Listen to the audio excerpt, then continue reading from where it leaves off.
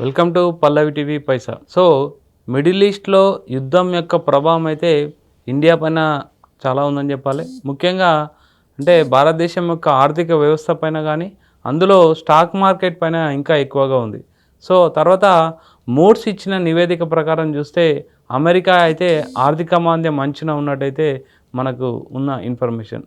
తర్వాత state of Hormuz దగ్గర అంటే ట్యాక్స్ వసూలు చేయొచ్చు అనేసి కూడా ఒక అంటే న్యూస్ అయితే రావడం జరుగుతుంది. సో ఇవన్నీ ఆర్థిక మాంద్యం ఎఫెక్టు, మిడిల్ ఈస్ట్ ప్రభావం, స్టేట్ ఆఫ్ హార్మోజ్ అండ్ ముడి చెమురు ప్రభావం ఏ విధంగా స్టాక్ మార్కెట్ ఉంటుంది, ఇన్వెస్టర్లు ఏం చేయాలి అండ్ నష్టాల్లో ఉన్న పోర్ట్ఫోలియోను ఏ విధంగా కొంచెం మనం జాగ్రత్త పరచుకోవాలనే విషయాలను అయితే మాట్లాడదాం.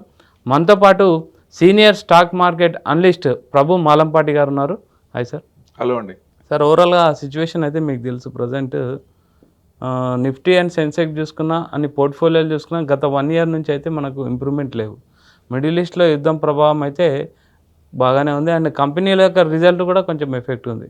ఓవరాల్గా ప్రజెంట్ స్టాక్ మార్కెట్ సిచ్యువేషన్ ఏంటి సార్? అంటే వార్ స్టార్ట్కి ముందు క్రూడ్ ఆయిల్ ఎంత ఉంది? 72 ఉంది.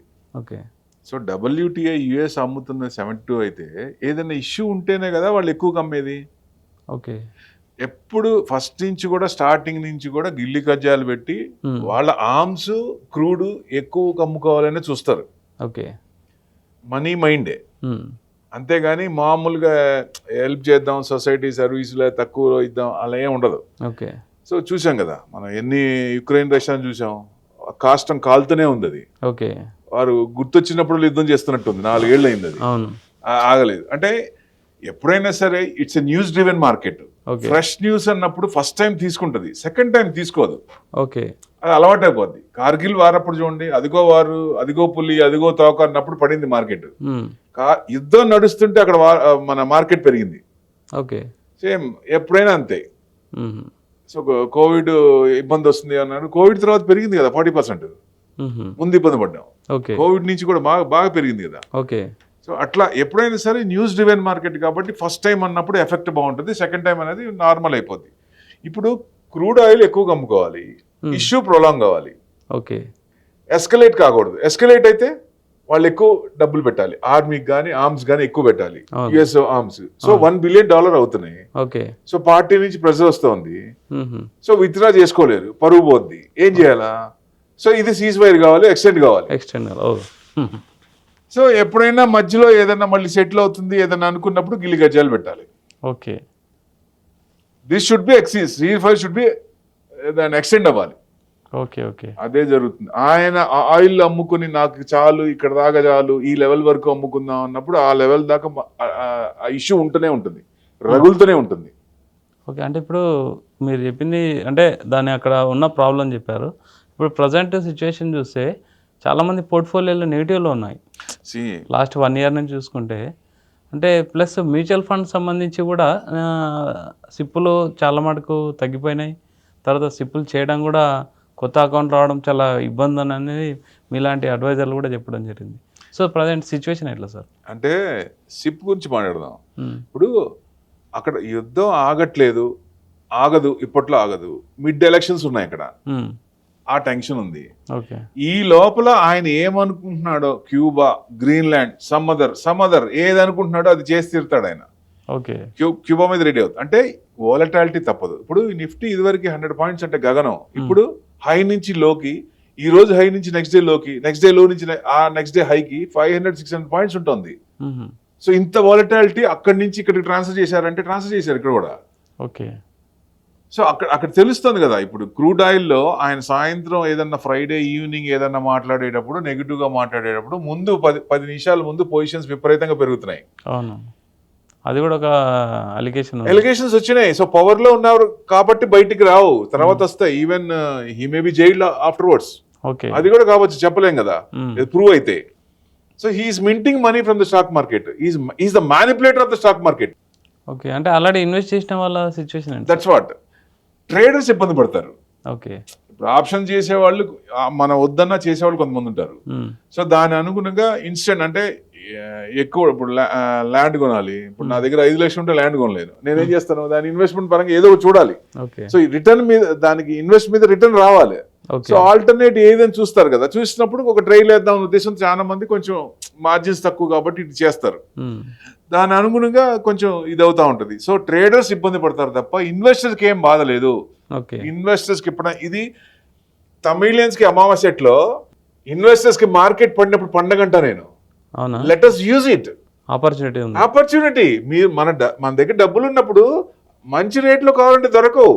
Okay. So whenever it has come down, whenever it has retraced, we should invest. అది కదా ఉపయోగించుకోవాల్సింది. అంటే ఇప్పుడు ఆల్రెడీ పోర్ట్ఫోలియో మెయింటైన్ చేసే వాళ్ళు మళ్ళీ అక్యుములేట్ చేసుకోమంటారా?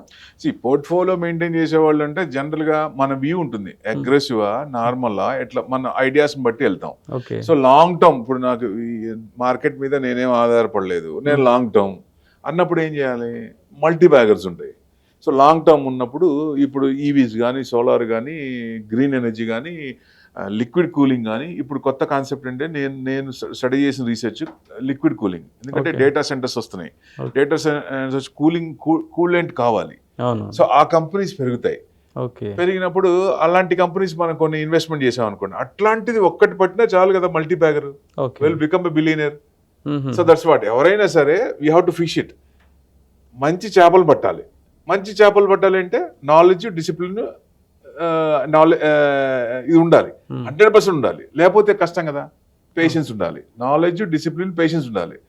పేషెన్స్ ఉంటే మార్కెట్ ట్రెండ్ని మనం పట్టుకోగలం. అదే మనకి నేను ఇప్పుడు పెట్టాను, మీరు అన్నట్టు అందరి పోర్ట్ఫోలియో మైనస్ ఉన్నాయంటే లాస్ట్ 21 months నుంచి మైనస్ లోనే ఉంది. ఎవరైనా కొత్తగా వచ్చిన వాళ్ళకి అమ్మ అనవసరంగా వచ్చానే, ఎఫ్డీలో పెట్టుకున్నా బాగుండేది అనిపిస్తుంది. బట్ మార్కెట్లో లోతు తెలిసిన వాళ్ళకి, ఫస్ట్ నుంచి కూడా ఉన్న వాళ్ళకి, 2000 కానీ అంతకు 19 నుంచి ఉన్న వాళ్ళకి, so dips are not permanent, ups are always permanent.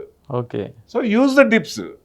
Okay. ఇన్వెస్టర్కి భయం లేదు, ఎందుకంటే ఇవాళగా అంటే ఆ ప్రాసెస్, మెథడాలజీ మనం చేసేది కరెక్ట్గా ఉన్నప్పుడు, మంచి స్క్రిప్ట్స్ మనం చేసుకున్నప్పుడు, లాంగ్ టర్మ్లో వచ్చినప్పుడు, ఈ సంవత్సరం కాకపోయినా నెక్స్ట్ ఇయర్ కాకపోయినా ఆ నెక్స్ట్ ఇయర్ అయినా ఇచ్చిన దాఖలాలు ఉన్నాయి, నిఫ్టీలో ఉన్నాయి. మన 100 రూపీస్ 2000లో నిఫ్టీ ఇవాళ ఎంత ఉంది, నెక్స్ట్ 10 yearsలో ఎక్కడ ఉంటుంది? సపోజ్ ఇవాళ మనం 1 crore ఇన్వెస్ట్మెంట్ చేసాం, 10 years తర్వాత నిఫ్టీ 50,000 అయింది, లేదా 60,000 అయింది, then where will your portfolio?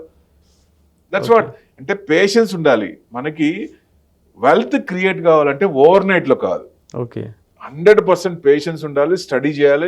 A analyst చెప్పినా మనం గుడ్డిగా నమ్మకుండా, ఏదో మెసేజ్ వచ్చింది నాకు అని అలాంటి వాటిలో ఇన్వెస్ట్మెంట్ చేయకుండా, quarter on quarter, year on year ఆ కంపెనీ గ్రోత్ ఎలా ఉంది, వాళ్ళ ప్రొజెక్షన్ ఎలా ఉంది చూస్తే మనకి ట్రాక్ తెలుస్తుంది. ఆ ట్రాక్ తెలిసినప్పుడు డెఫినెట్గా ఎక్కడ కొనాలి అనేది అవగాహన వస్తుంది. అంటే నేను ఒక పాయింట్ ఏంటో చెప్పగలను, ఎంట్రీ ఇంపార్టెంట్, ఎగ్జిట్ కూడా ఇంపార్టెంట్. ఓకే. సో మనం 100లో కొంటాం, 90 వెయిటింగ్, 80 వెయిట్ చేస్తాం, 70 వెయిట్ చేస్తాం. బట్ 120, 130 రాగానే అమ్మ తీసేద్దాం అనిపిస్తుంది. అంటే ఇప్పుడు ఇక్కడ ఎగ్జిట్ అన్నారు కాబట్టి చెప్తున్నాను, 1 year నుంచి ఆ ఎగ్జిట్ దొరకట్లేదని పోర్ట్ఫోలియో అంటే when market is going down also some of the scripts will rise. Okay. కొన్ని స్క్రిప్ట్స్ ఇప్పటికీ పెరిగే ఉన్నాయి. ఓకే. ఇప్పుడు small and mid cap recent నుంచి పెరుగుతున్నాయి కదా, లాస్ట్ 6 months నుంచి కొంచెం broader market is fine. Okay. Large caps dip వస్తుంది, ఎందుకంటే ఎఫ్ఐస్ అమ్ముతున్నారు కదా, కంటిన్యూస్ అమ్ముతున్నారు. వాళ్ళకి కావాల్సింది మనం చేయలేదు. మేడం ఏమన్నారు, ఉంటే ఉండి పోతే పోనీ, మాకు డిఐస్ ఉన్నారు కదా అన్నారు. ఎందుకంటే ఇక్కడ డిఐస్ నుంచి ఎస్ఐపి నుంచి డబ్బులు వస్తున్నాయి బాగా, 30,000+ వస్తుంది. అది పుష్కలంగా ఉంటుంది. మామూలుగా ఇదివరకు 2%, 3%, 5% ఉండేది. ఇప్పుడు చూస్తే 10% అబౌవ్ మ్యూచువల్ ఫండ్ దగ్గర డబ్బులు ఉన్నాయి. Whenever market come down they are picking up. Okay. Cash ఉంది కదా, సో క్యాష్ రిజర్వ్స్ ఎక్కువ అవుతున్నాయి. దానివల్ల మార్కెట్ పండివట్ల, అందుకే మన మార్కెట్ కన్సాలిడేషన్ లో ఉంది. సో అటు పడట్లేదు, ఇటు పెరగట్లేదు. Yes markets are fresh all time high. Okay. అవును, ఆల్ టైమ్ హై కొడుతున్నాయి, మళ్ళీ ఫ్రెష్ ఆల్ టైమ్ కొడుతున్నాయి. మనం ఆల్ టైమ్ హైకే దాదాపుగా 8 to 10% లోపల ఉన్నాం, బయటికి రావట్లేదు మనం. అంటే ఓవరాల్ మనం ప్రజెంట్ టెన్షన్ పడాల్సిన అవసరం లేదంటున్నాం. 100% లేదు. మన పారామీటర్స్ ఏది నెగిటివ్ ఉంది? జీడిపి బాగుందా? ఇన్ఫ్లేషన్ కంట్రోల్ ఉందా? మరి మనకి ఎందుకు బాధపడాలి? ఇప్పుడు మన రిజర్వ్స్ తగ్గుతున్నాయి. ప్రైమ్ మినిస్టర్ గారు కూడా గోల్డ్ కొనొద్దని ఎందుకు చెప్పారు? రిజర్వ్స్ తగ్గుతున్నాయి. ఎందుకంటే క్రూడ్ మనం కొనాలి, డాలర్స్లో కొనాలి. క్రూడ్ ఆల్రెడీ మనం 126 పెరిగినప్పుడు పెంచలేదు, 146 ఆల్ టైమ్ హై. అది అప్పుడు మనం పెంచలేదు. ఇప్పుడు ఎందుకు టెన్షన్ పడుతున్నాం అంటే స్ట్రాటజిక్ రిజర్వ్స్ తగ్గిపోతున్నాయి. ఓకే. ఇప్పుడు జపాన్ కానీ మన చైనా కానీ స్ట్రాటజిక్ క్రూడ్ రిజర్వ్స్ ఎక్కువ ఉంటాయి. ఓకే. మన దగ్గర 2 months కదా.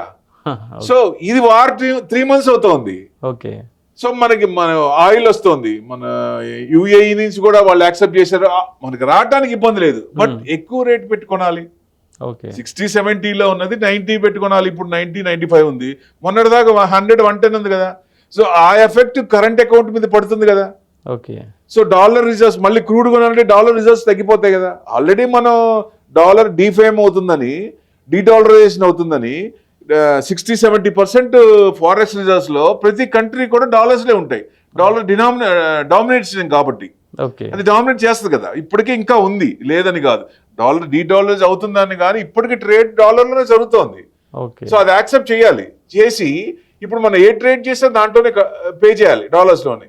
సో డాలర్స్ నుంచి దాదాపుగా 16.7 trillions ఉన్నాయి. ఏది ఫారెక్స్ రిజర్వ్స్ సెంట్రల్ బ్యాంక్స్ మొత్తం తీసుకుంటే. దాంట్లో మీకు 60% తీసుకున్న 12.5% వస్తుంది. దాంట్లో 10% కదా డాలర్స్ నుంచి గోల్డ్కి మారింది. 1.2 trillion మారింది. సో ఇంకొక 10% మారితే ఇంకొక 10% మాకు యుఎస్తో మాకు ఇబ్బంది ఉంది. ఫ్యూచర్లో బ్రిక్స్ పెరిగే ఛాన్స్ ఉంది. సో బ్రిక్స్ వస్తున్నప్పుడు డాలర్స్ ఎందుకు మనం ఎక్రూడ్ చేసుకోవడం, గోల్డ్ రిజర్వ్ చేద్దాం, గోల్డ్ పెట్టుకుందాం అనుకున్నప్పుడు సో వాళ్ళు కన్వర్షన్ చేశారనుకోండి. ఓకే. సో ఏమవుతుంది అప్పుడు, గోల్డ్ 2 లక్షలు పోదా 3 లక్షలు పోదా అంటే పోదు అని చెప్పలేం. ఇమ్మీడియట్ గా వస్తుందని అట్లా చెప్పడం కూడా కరెక్ట్ కాదు. సో ఈ కన్వర్షన్ జరుగుతున్నప్పుడు ఇట్ మే హ్యాపెన్స్.